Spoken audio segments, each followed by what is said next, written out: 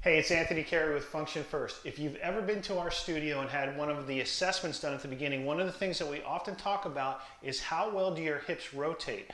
And we look at that because of its immediate impact and influence on the lower back.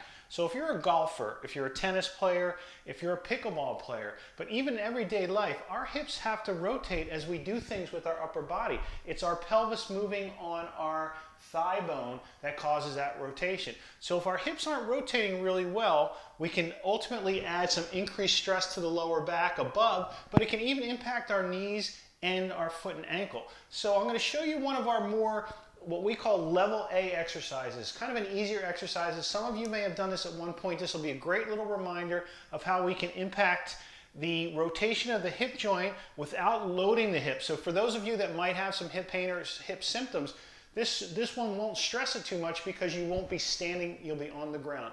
The other thing this one does, it has some secondary benefits that impact our range of motion, our flexibility, our ankle, and even adds some strength and integrity to our feet as we go through these motions. So this one ticks a lot of boxes. It's also kind of nice because we can do it on the ground and might be something you might want to consider before you get on the pickleball court or before you swing the golf club if you're not already doing something to loosen up your hips.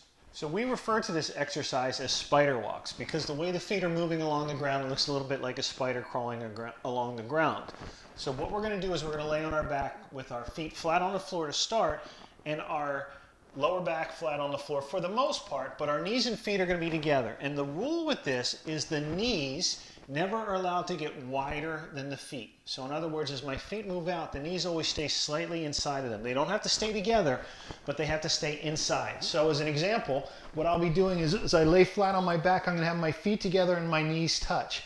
The first move is going to be for the tops of the feet to come off the ground as the heels stay down. And then I'm going to turn my feet out, put them down, and then lift the heels as high as I can, turn them out, and put them down. And I'll be progressively walking out as I do that. Again, the knees will always stay inside of the ankles. So as I'm here, I lift, out, down.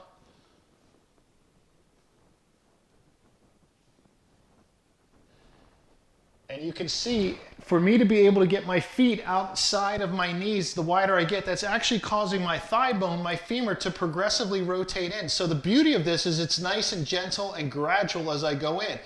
All of us will have a point of no return where we can't go any further. And then what we're going to do is we're going to repeat the process, bringing them back in together. Again, always keeping the knees inside of the ankles as we do that. So the idea being that we get to use our own pace through what the feet are doing as they move, and at the same time, that's gradually creating that internal rotation, which is where many of us are limited of the hip as we go through that motion. And as we go back, it progressively returns out only to neutral, so we don't really create a lot of external rotation, but it is the internal rotation that so many of us need, and it's so relevant to all of those rotational sports that we spoke about earlier. Give it a try, let me know how it goes, and I hope to see you again soon.